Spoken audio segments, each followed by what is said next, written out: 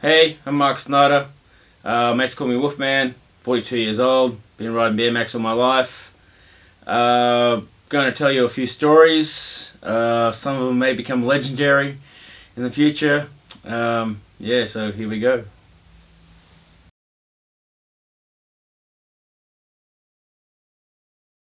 Okay, the hammer story. There's a few different versions floating around. A few of them, I enjoy hearing them at parties and whatnot. It's always fun. But yeah, Bean Lee. The dirt jumps at Bean Lee. One day, I rock up there. I just worked night shift. It's pretty tired. And a few of my friends run up, say there's some motorbikes on the jumps. So I go over to the jumps, and here's these white trash idiots, crusty demon of dirt rejects. And they're just like roosting up the jumps that we've spent so much time making, so I tell them to get off. They rode around a few times, being a bit of a smart ass. Then they went away, they came back, they roosted up the jumps again. And then I see them, okay, alright. So I just calmly walk back to my ute, grab out the hammer. One of them comes around to the BMX track part. He's looking at me all tough. And yeah, so basically I tell him to come back. He wouldn't, he gives me the finger. So I throw the hammer straight at him, last Mohican style, hits him in the back, knocks him off the bike. And yeah, he gets back up, gets on his bike, never come back again. So yeah, that's how I remember it. There's a lot of other a lot of other theories out there. I don't know, but yeah.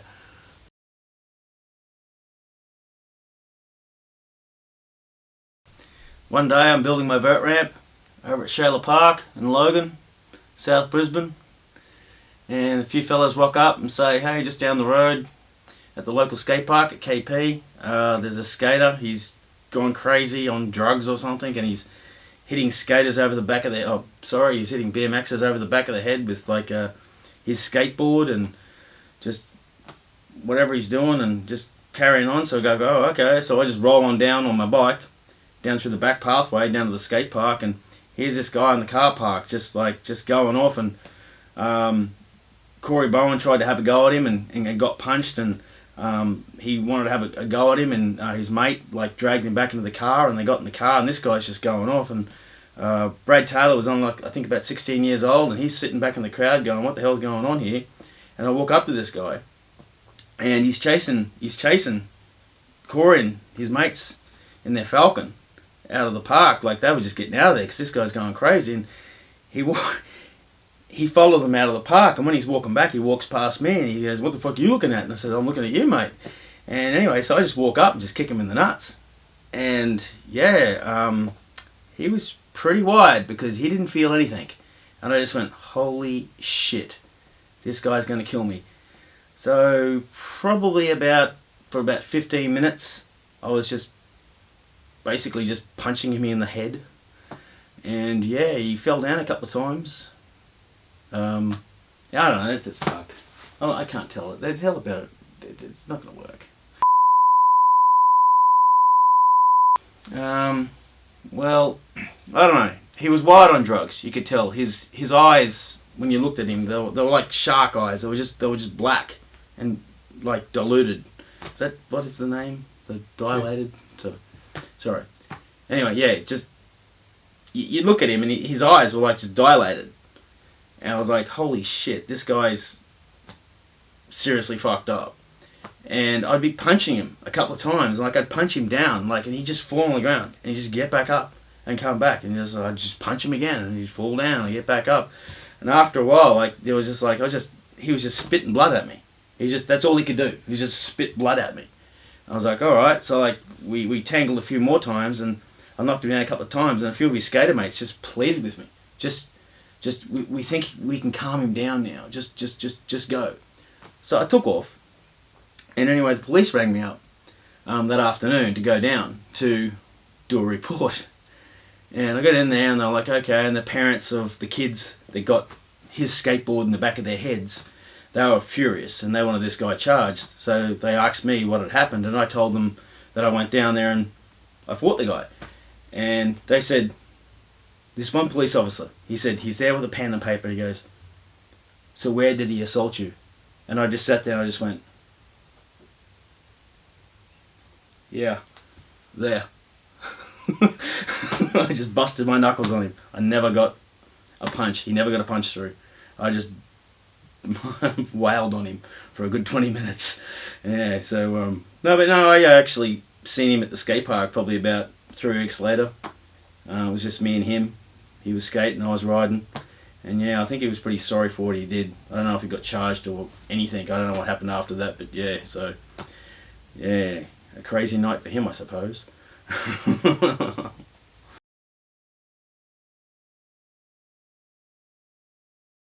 Haha, Beanley, when I first got there. Wow, 1997, riding the park.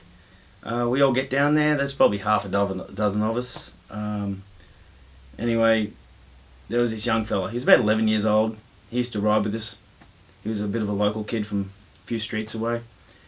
And anyway, when we got there was these 2 drunk idiots. It was like a Saturday afternoon, probably like 4 o'clock in the afternoon there. And these guys are just wasted. And they start to sort of have a go at a few of the riders, and the riders had a bit of a back chat to them. And they weren't going to do anything. They were just all bad tattoos and acting tough. And we just let it go. We just kept riding our bikes.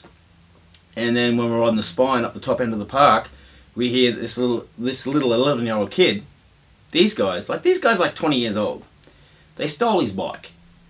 I mean, an 11-year-old kid's bike. So we just go after him. And anyway, by the time we caught up to him, they knew we were after him. We only got like 300 metres up Boundary Road, up past Beanley.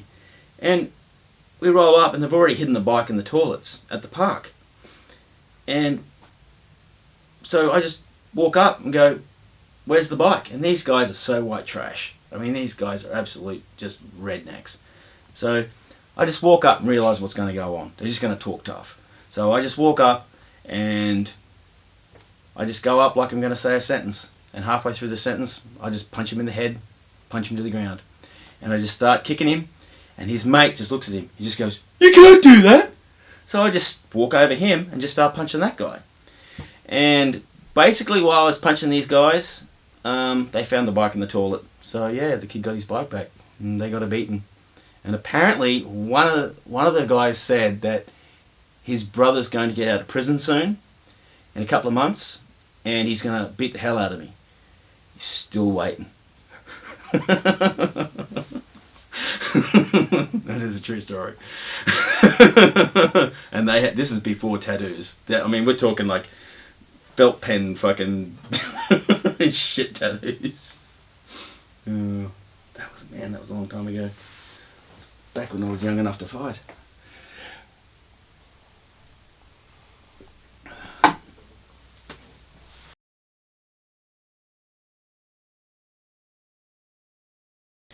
Okay, this one's been getting around for a while. It's the whole Corey Bowen, "you can beat Nyquist" story. I mean, yeah, I don't know. I was at the park one day.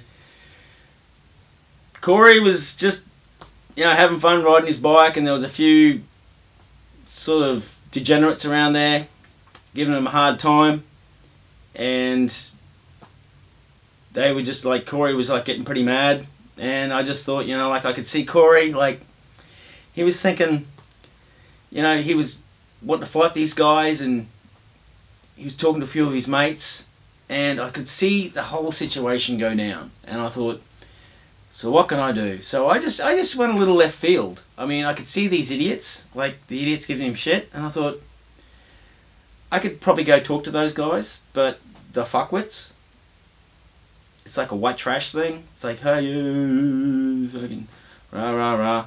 So I just got angry at Corey. Kicked his wheel. Told him he could beat Nyquist.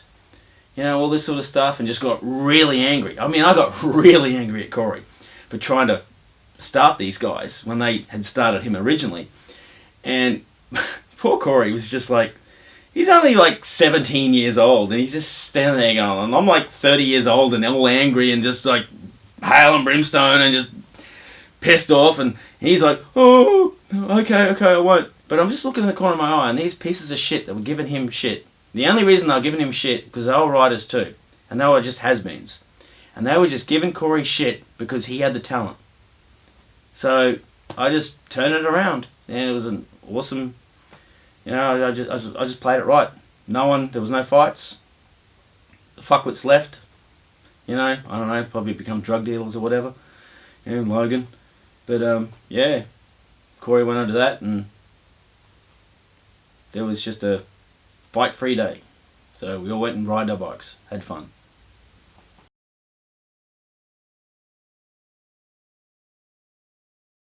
Stewart Munro. Known him for a long time, 2 decades. Favourite part is road trip. Melbourne, 2000. Down to the shed comp. I think he won Flatland, won $500. He really wanted to get out of that comp. I can't remember how old he was at the time. I mean, he was pretty young, and he couldn't afford to go down. So I paid for him to go down, and he had to pay me back later. So he went down, he won the comp, and yeah, I don't know what he spent the money on. I don't know, women, something like that. But yeah, I never seen a cent of it.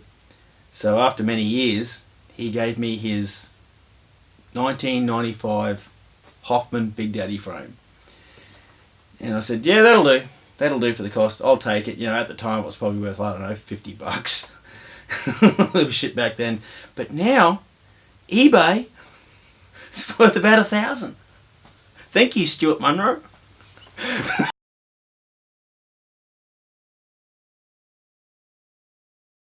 Daniel Taney.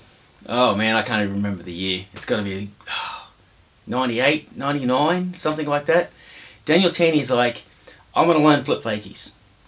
And Clint Millar, at the time, had his backyard mini ramp going in Hammett. And it was a pretty good mini ramp. So like, I was like, all right, Daniel, it was like a Tuesday afternoon. I says, after work, I'm going to drive to the north side. I'm going to pick you up. I'm going to take you to Clint's. Clint finishes work at like 4:30, he's going to film it and all this sort of stuff, and you're going to pull it. He's like, alright. So I rock up, pick him up, throw the bike in the back of the ute, off to Clint's place. We get there, Clint's already there, Clint's getting his camera out, sort of thing, getting the camera set up, and Clint goes to Daniel. He goes, oh, Daniel, while I'm just setting the camera up, you can warm up a bit. And Daniel just looks at him like, whatever, okay. Daniel gets the bike out of the ute, just walks the bike up the back of the ramp. There's like a box jump rundown at the back of the ramp. He walks it up that ramp, walks up onto the deck of the half pipe, and just sits there. Clint finally has the camera set up. And Clint's like, I'm set up, but do you want to have a few practice runs? Daniel Taney just goes, no, I'm fine, just film. And I'm like, sitting on the ramp with him. I'm like, alright, okay, no worries. And Daniel, no warm-up, no nothing. He didn't even ride the bloody ramp. He just drops in and just flip fakies the other side. Just lands it, wheels, and just like falls off the back just a little bit. Didn't pull the rollback. Get fucked. That's just fucking awesome. I think he it'd been raining that day, so like it was wet, and I think like he tried like 12 times, and every single time he slipped the roll out, and he finally got it. And once he got it, he went, all right, now I'll try flares. And then he just tried flares, and it was just he was just like landing flat bottom and just axing himself. But absolutely talented rider. Yeah, awesome.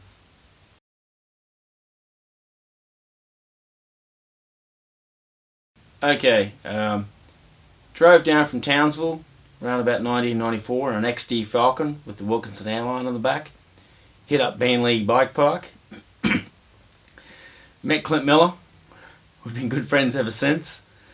Had a lot of arguments, but yeah, we've been good friends. And he makes these potty videos. All the old school guys know about them. They're really cool. But yeah, once I moved down here permanently, and me and Clint, Stuart Munro, Colin McKay, Glenn McLaughlin, we're tight. tight group back in the day, just riding. So a lot of the footage that was taken in the late 90s was of me. I'm a vert rider. Anyway, I think it was like Proddy 7 came out, and I'm thinking, Clint's taking a lot of footage of me riding vert. So when the premiere came out, I was pretty excited, and yeah, I watched the whole video, and I was doing one clip of a nose pick to toothpick on his video. It even had he stuffed up and left the date on the camera, but still put it in. But he didn't put any of my vert footage. I was so pissed off. I was just like, I just went home, grabbed all my Proddy videos, and just threw them out of the fucking window onto the ground. I just threw the fuckers out. I was just pissed off. Mind you, I think for about like a few years later, for my birthday present was he just gave me all these Proddy videos. I still got them ones. Haven't thrown them ones out. But yeah, no, I was pretty pissed off.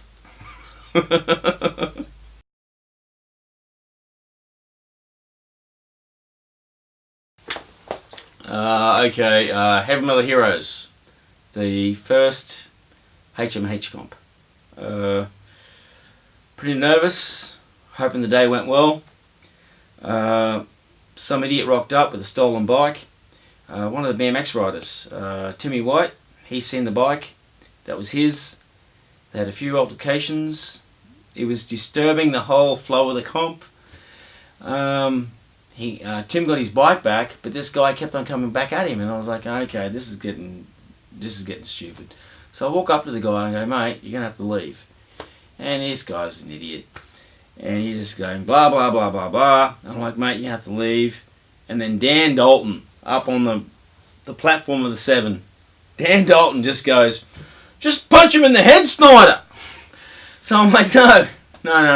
And then the guy just starts talking shit. So I go, oh, good idea. Bang. Punch him in the head. So he picks himself up. And he's like, ooh. So I'm like, get out of the park. So I push him.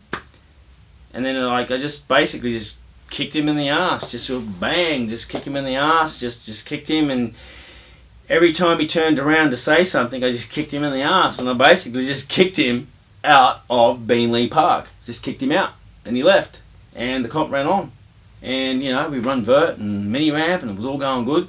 And all of a sudden, some bad brown VB Commodore sedan just rocked up with a heap of guys in it, and one of the guys was this guy I kicked out of the park, and he rocks up, and he was after a fight.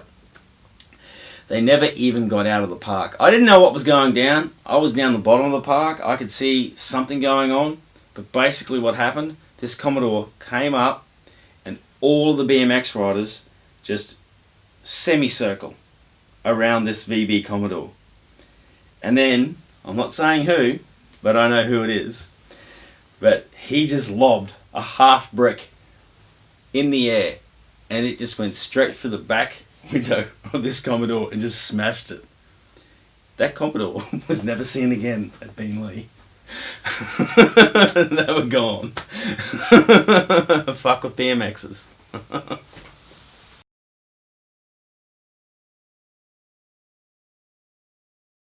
Hope you enjoyed my stories, but just remember, don't ever let the truth get in the way of a good yarn.